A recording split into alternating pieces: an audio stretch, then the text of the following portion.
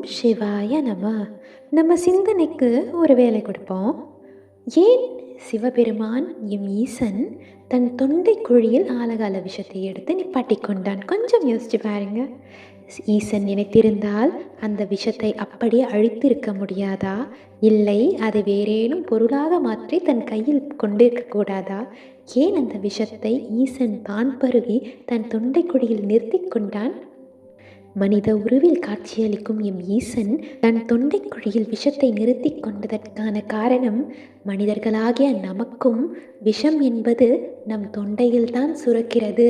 அதை நாம் வெளியே கக்கி விடாமல் இருக்க நம் வார்த்தைகளையும் பேச்சு திறனையும் நாம் ஆள வேண்டும். அதை நம் கட்டுப்பாட்டுக்குள் வைத்திருக்க வேண்டும். அப்படின்றதுக்காகத்தான் எம்பெருமான் ஈசன் ஆலகால விஷத்தை தன் தொண்டை குழியில் நிப்பாட்டி அதை ஒரு அடையாளமாக்கி கொண்டான். ஆக யாரிடம் பேசினாலும் அன்பா பேசுங்க, கருணையோடு பேசுங்க, பேசும் வார்த்தைகளை அளந்து பேசுங்க, கவனத்தோடு பேசுங்க.